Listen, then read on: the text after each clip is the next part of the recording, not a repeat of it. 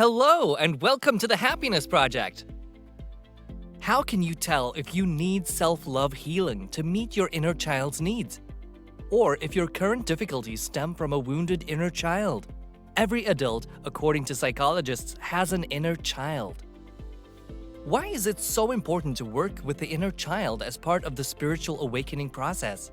The answer is that the child inside us carries our deepest wounds, tensions, blockages, or contractions in our hearts, minds, and bodies result from these wounds.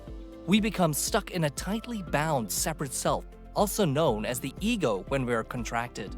In today's video, we want to help you heal your inner child wounds with some self-love techniques you can start practicing, as well as show you signs that you need healing. But before that, subscribe and click the notification bell below and comment saying, "I subscribed," and we'll make sure to personally reply to them. Now, let's get started.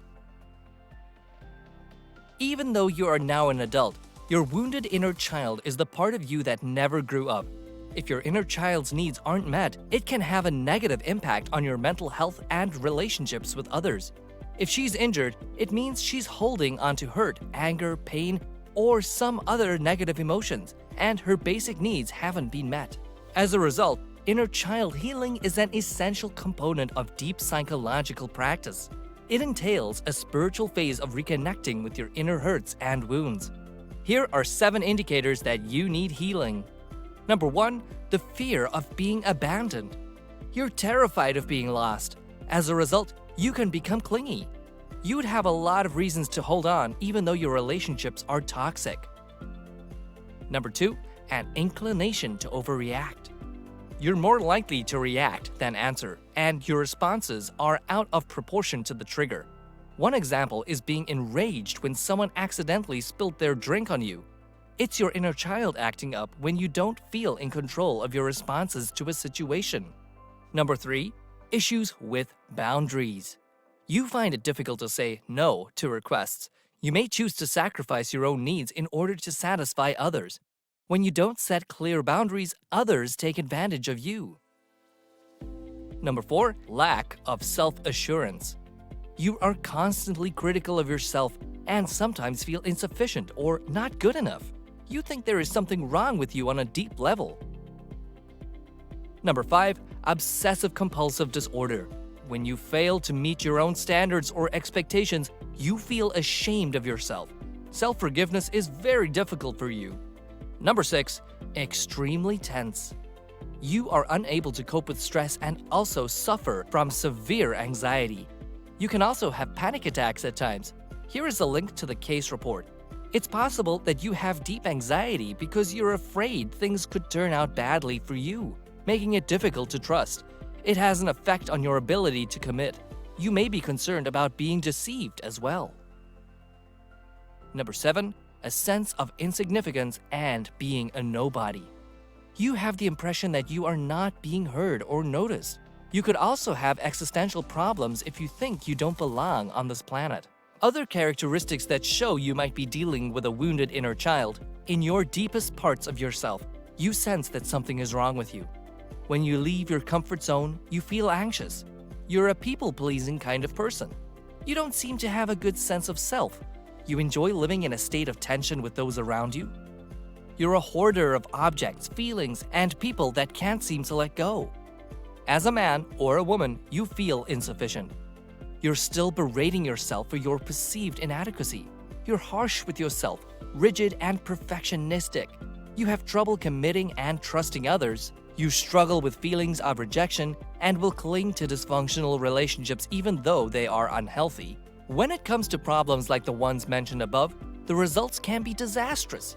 You may find it difficult to function well. You struggle at work or in your company, have health problems, suffer from chronic depression, and so on. Life may tend to be a struggle. However, do not worry. These are things you can do to heal. Make sure to watch until the end for steps to take in your healing journey. But before that, here are... Now we move on to addressing the wounds of your inner child with self-love healing. The good news is that healing your inner child can feel a lot like self-care. The following crucial steps will help you heal. Number 1, reconnecting by recognizing the presence of your inner child. Close your eyes and imagine a conversation with little you. Ask questions like, how are you feeling right now? And what do you require right now? Number 2, letting go of your inner child's disruptive, negative feelings. Allow yourself to feel your emotions before acting while you are calm, grounded, and safe. Number 3, write a letter to your inner child. Inner child journaling prompts for self-forgiveness and acceptance. Aside from writing, you can use mantras that you can practice saying every day, such as, I am whole and complete. I am worthy of love and forgiveness. You're safe, and I am here to take care of you. Number 4, pay close attention to your emotions. Your inner child is insecure and sensitive. When interacting with your inner child, it's important to pay attention to your worries and insecurities as well as the joys and feelings of wonder that sometimes arise. Check in with yourself during the day and inquire, how am I feeling right now? But what if you find it difficult to initiate the inner dialogue with yourself? And that's just what you need, a spark to reconnect you with your emotions so you can keep moving forward on your healing path. Number 5, do things that your inner child used to enjoy.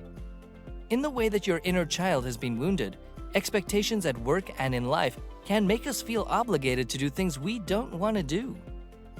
This entails taking on personality characteristics and hobbies that are stereotypical adults, even though they don't feel normal. Rather than giving into the pressure, allow yourself to rediscover the things you once adored. We only grow old when we stop loving the things we used to enjoy as children, as the saying goes. Number 6, pay attention to your inner critic. One of the most difficult aspects of spending time with your inner child is not feeling foolish for doing so. It's important to pay attention to both this and your inner child's voices at the same time.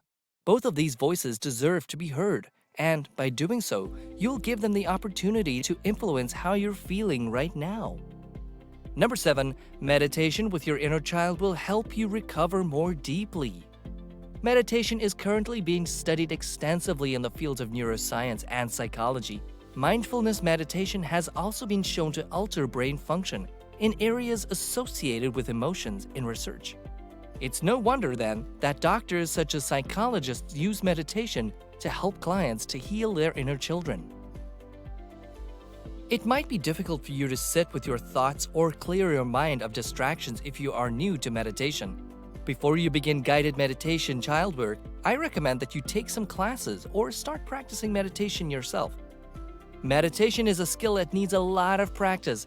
It necessitates being truthful while also being kind to yourself, your feelings, and your emotions. The technique of witnessing your thinking can be especially challenging. However, you can begin by concentrating on your breath, which is the simplest and most popular method of meditation. You can begin by relaxing and taking a deep breath. Allow yourself to become aware of your own feelings. Surrender your request. Dear inner me, when was the first time I was traumatized in my life, for example? Allow yourself to be aware of the thoughts that come and go in your head. The response may or may not be revealed to you by your inner child. Always keep patience, love, and acceptance in mind. Accept that your inner child does not want to know the answer. It's critical that your inner child feels protected, confident, and ready to take on the world. This procedure could take anything from a few minutes to an hour. You should repeat this meditation before your inner child begins to provide you with answers. Building a relationship with your inner child through hypnotherapy. In reality, one of the main causes of the issues we see in today's society may be said to be a lack of consciousness related to our own inner child. We have utterly lost touch with our original innocence, from the way we handle the world to the cruel way we speak to ourselves. One of the best ways to heal is to seek a professional hypnotherapist to address your deep emotions in a guided and safe place.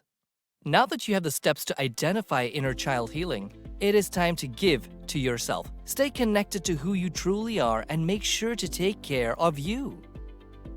And that brings us to the end of today's video. We hope you liked it. What are your thoughts about mindful eating and its benefits? Tell us in the comments. Also, let us know what else you want to see in the future. Make sure to check the description box below for our best recommendations to get you started. Also, check out our other videos as well. Thanks for watching. See you in the next video.